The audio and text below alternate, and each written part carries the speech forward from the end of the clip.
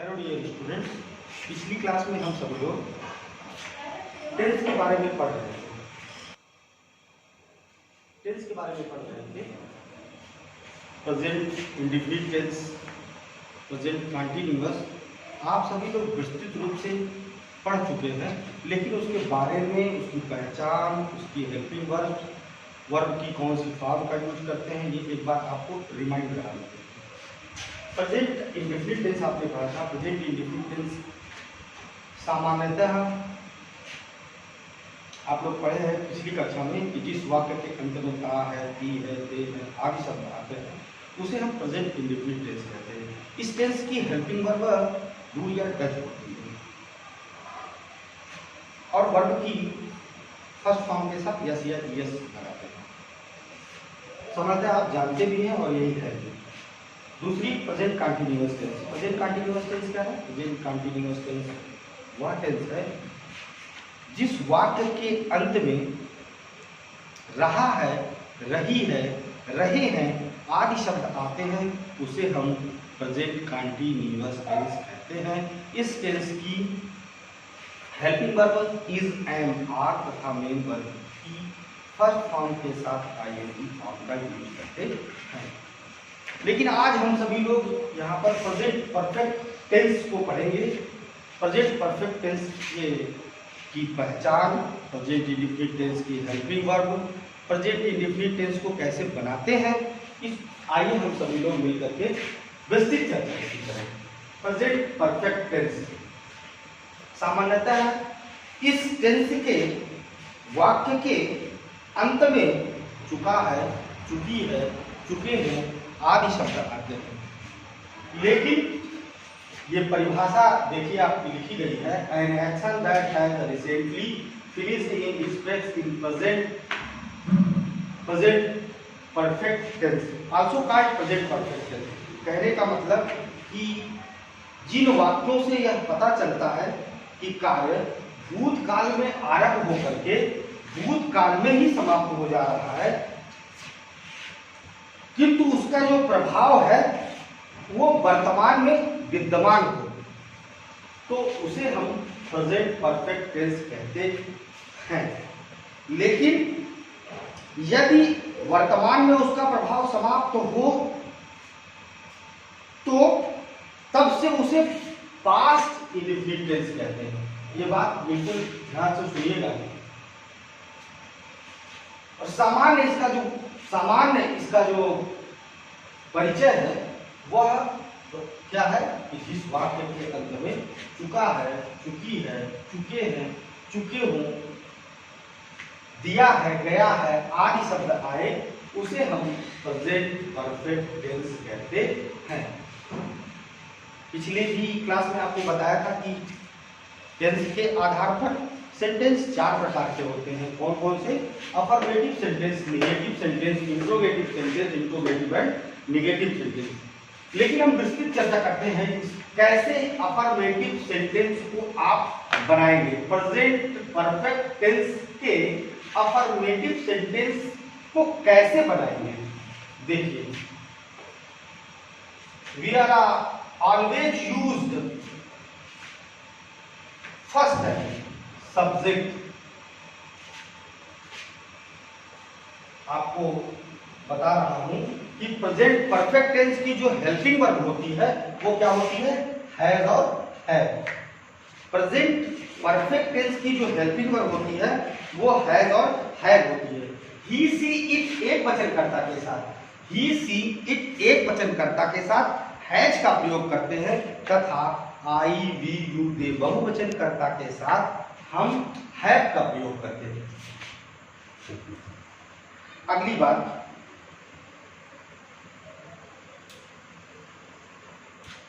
Has, have का जो प्रयोग है वो हेल्पिंग वर्ब की तरह होगा। हैज, हैव का प्रयोग सदैव प्रेजेंट परफेक्ट टेंस में हम हेल्पिंग वर्ब की तरह प्रयोग करते हैं। और हैज, हैव के साथ वर्ब की थर्ड फॉर्म का प्रयोग करेंगे। हैज, हैव के साथ सदैव वर्ब की थर्ड फॉर्म का प्रयोग करेंगे। देखिए, बना रहे हैं अफर्मेटिव सेंटेंस को, वह अपना काम पूरा कर चुका है। वह क्या है? इस सेंटेंस में वह क्या है? वह सब्जेक्ट है, तो ही के साथ हैज लगाया। क्यों लगाया? क्योंकि ही जो है वह सिंगुलर है। हमने कहा कि ही सी इट एक वचनकर्ता के साथ, ही सी इट सिंगुलर सब्जेक्ट के साथ हैज का प्रयोग करेंगे, तथा आई वी यू दे बहुवचनकर्ता के साथ हैव का प्रयोग करेंगे। देखिए यहां पर आप देखिए निगेटिव सेंटेंस में तुमने अपना वादा पूरा नहीं किया। यहां देखिए यू क्या है? प्लूरल सब्जेक्ट है, इसलिए इसके साथ हैव का प्रयोग किया गया है। आगे चलते हैं। तो इसका जो ट्रांसलेशन हुआ, ही हैज कंप्लीटेड, वर्ब की थर्ड फॉर्म, कंप्लीट वर्ब की फर्स्ट फॉर्म है, कंप्लीटेड वर्ब की थर्ड फॉर्म है। He has completed his work. दूसरा सेंटेंस, लोमड़ी कुएं में गिर गई। हमने कहा था केवल यही नहीं कि चुका है, चुकी है, चुके हैं आदि शब्द आते हैं। दिया है, गया है, ली है, गई है आदि शब्द आए तो भी प्रेजेंट परफेक्ट टेंस होगा। तो उसमें देखिए लोमड़ी कुएं में गिर गई, the fox has fallen into the well. तीसरा जो सेंटेंस है, मैंने अपने डॉक्टर से सलाह ले ली है। I have consulted my doctor. आई के साथ देखिए यहाँ हैव का प्रयोग किया गया है। वही बात पुनः वाली कि सब्जेक्ट अगर प्लूरल है तो क्या हैव का, और सिंगुलर है तो हैज का प्रयोग करेंगे। ऐसे ही निगेटिव सेंटेंस में देखिए फार्मूला है subject plus has have according to subject. ये हैज हैव का प्रयोग जो है अकॉर्डिंग सब्जेक्ट के करेंगे, इसके बाद नॉट का प्रयोग करेंगे, फिर वर्ब की थर्ड फॉर्म, फिर ऑब्जेक्ट, फिर कॉम्प्लीमेंट। पुलिस ने चोरों को नहीं पकड़ा है। पुलिस सब्जेक्ट है, subject the police, police singular है, इसलिए यहां पर हैज नॉट का प्रयोग किया गया। नेगेटिव सेंटेंस है, नॉट का प्रयोग किया गया, कॉट द थीफ। कैच की थर्ड फॉर्म है कॉट। यहां कैच की थर्ड फॉर्म है कॉट। वह अभी तक नहीं गया, he has not gone yet, he has gone, he has not gone yet। तुमने अपना वादा पूरा नहीं किया। तीसरा सेंटेंस देखिए, तुमने अपना वादा पूरा नहीं किया, you have not completed his promise। चौथा है, मैंने उसे अपनी घड़ी नहीं दी है, I have not given my watch to him। I के साथ देखिए have not, given give की थर्ड फॉर्म है, my watch to him। मैंने उसे अपनी घड़ी नहीं दी है। आगे चलते हैं, इंट्रोगेटिव सेंटेंस। इंट्रोगेटिव सेंटेंस के बारे में आप जानते हैं कि इंट्रोगेटिव सेंटेंस के बारे में आपको बता दें कि इंट्रोगेटिव जो सेंटेंस है इसमें प्रश्न पूछने का काम होता है। प्रश्न जब आप पूछेंगे तो आंसर दो प्रकार से मिलेगा, या तो हाँ में उत्तर मिलेगा या तो ना में उत्तर मिलेगा, या फिर आप क्वेश्चन टाइप के क्वेश्चन, माने जिसमें क्या, कब, कहां, क्यों, कैसे क्वेश्चन वर्ड ये बीच में आएगा। तो हैज हैव जब अगर क्या पहले आए, ठीक, क्या अगर पहले आए तो उसकी अंग्रेजी पहले बनाते हैं। देखिए यहां पर बीच में आया कहां, क्यों, कहां क्यों आया तो इसकी अंग्रेजी हमने पहले बनाई है। लेकिन यहां पर देखिए क्या उसने गरीबों की सहायता की है, उसने क्या उसने गरीबों की सहायता की है। इस सेंटेंस में देखिए क्या पहले आया है, इसलिए हैज हमने पहले लगाया है। हैव नहीं लगाया, क्यों? क्योंकि ही क्या है, सिंगुलर सब्जेक्ट है, और वर्ब की थर्ड फॉर्म और ऑब्जेक्ट। ऐसे ही इंट्रोगेटिव एंड नेगेटिव सेंटेंस में, इंट्रोगेटिव एंड नेगेटिव में भी WH टाइप और यस आर नो टाइप, जिसमें क्या और नहीं दोनों का मिक्सचर हो, दोनों का सम्मिश्रण हो, उसे हम इंट्रोगेटिव सेंटेंस कहते हैं। जैसे देखिए उसने मुझे क्यों नहीं बुलाया, इसमें देखिए क्यों जो है ये क्यों, क्यों बीच में आया है, बीच में आने के कारण इसकी पहले अंग्रेजी आप बनाएंगे, why has he not called me. अब यहां देखिए क्या पहले आया है, यहां बीच में आया था, यहां पहले आया है। पहले आने के कारण हैज की इंग्लिश हमने पहले बनाई, हैज बीन नॉट डिपोर्टेड। तुमने अपना पाठ याद क्यों नहीं किया? Why have you not learn your lesson? देखिए क्यों, यहां देखिए क्यों क्या हुआ, पहले आया। अब इसकी अंग्रेजी पहले बनाएंगे क्योंकि ये बीच में आया है, और इसकी अंग्रेजी पहले बनाएंगे। ये एकदम फार्मूले पे एकदम बिल्कुल सेट है, बस आप समझिए और इसको फार्मूले पर रख दीजिए। जैसे मैथमेटिक्स का फार्मूला है, आप बिना फार्मूले पे कुछ नहीं कर सकते। यहाँ भी सेम, अगर आपको ठीक से समझना है तो इस पहले फार्मूले को समझिए और फार्मूले पर आप एकदम सेंटेंस को रखिए। यदि मीनिंगफुल नहीं बन रहा है सेंटेंस तो कहीं मामला गड़बड़ है, या तो आप बना नहीं पा रहे हैं या तो सेंटेंस गड़बड़ है। इसलिए why have you not learn your lesson. चलिए अब हम आपको प्रैक्टिस करवा देते हैं, चारों सेंटेंस की एक एक प्रैक्टिस करवा देते हैं।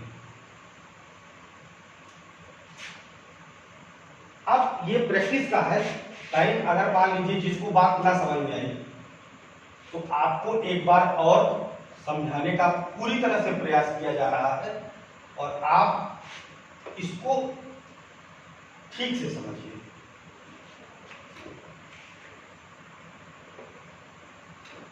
सेंटेंस में लिख रहा हूं, वह गहरी नींद ले चुकी है।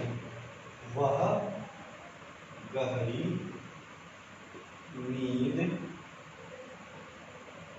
ले चुकी है। दूसरा सेंटेंस लिख रहा हूं,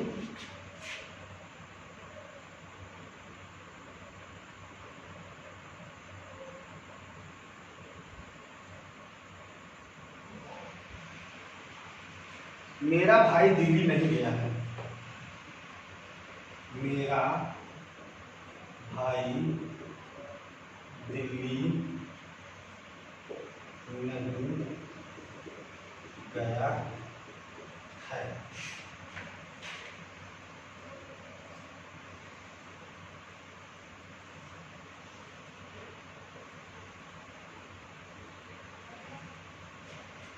क्या तुम अपना पत्र लिख चुके हो?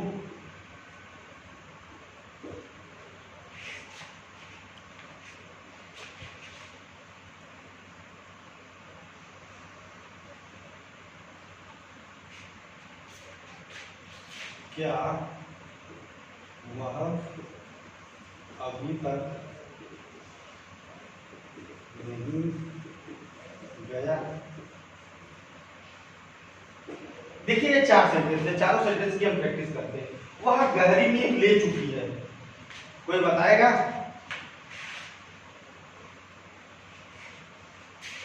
बना देते हैं। She has slept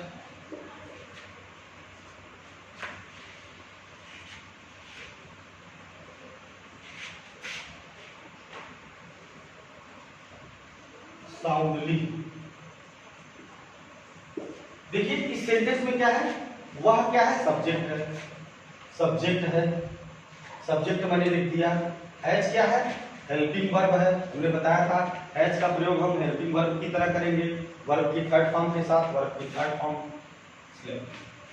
बात समझ में आई? दूसरा सेंटेंस देखिए, मेरा भाई दिल्ली नहीं गया। My brother has not gone to Delhi. मेरा भाई दिल्ली नहीं गया। मेरा भाई कौन है, सब्जेक्ट है, my brother. Has not verb की third form, to Delhi। Same subject helping verb has है according to subject, not verb की थर्ड फॉर्म और ऑब्जेक्ट। क्या तुम, अगला सेंटेंस जो इंट्रोगेटिव का है, क्या तुम अपना पत्र लिख चुके हो? Have you written your letter। देखिए एकदम हैज है, अकॉर्डिंग टू सब्जेक्ट हैव का प्रयोग हुआ क्योंकि ये प्लूरल है, वर्ब की थर्ड फॉर्म ऑब्जेक्ट, हैज है सब्जेक्ट वर्ब की थर्ड फॉर्म और ऑब्जेक्ट। अगर यही सेंटेंस मान लीजिए एक और प्रकार से है, तुम अपना पत्र क्यों लिख चुके हो, अगर इसी में हो जाता कि तुम अपना पत्र क्यों लिख चुके हो, तो बस यही काम करना है, वाई का प्रयोग पहले कर लीजिए। क्वेश्चन वर्ड का प्रयोग पहले करना जब सेंटेंस में क्या, कब, कहां, क्यों, कैसे, किस लिए, कौन, ये सब वर्ड क्वेश्चन वर्ड अगर बीच में आए तो उसकी अंग्रेजी आप पहले बनाइए। बात समझ में आई? बात ना समझ में आई तो फिर से आपको पता है, फिर से आगे चलते हैं। क्या वह अभी तक नहीं गया? Has he not gone yet? अगर मैं कुछ कहूं कि वह अभी तक क्यों नहीं गया, इसी सेंटेंस को WH टाइप में बदल दूं कि क्या वह अभी तक क्यों नहीं गया, तो क्या हो जाता है यहां पर, बस वाई लगा देते हैं, why has he not gone yet, that's all. आगे आपको एक्सरसाइज देता हूं, एक्सरसाइज आप अपने घर पर बैठ करके करेंगे, ठीक है? एक्सरसाइज आप लोग लिख लीजिए, अपनी कॉपी पर एक्सरसाइज लिख लीजिए। एक्सरसाइज है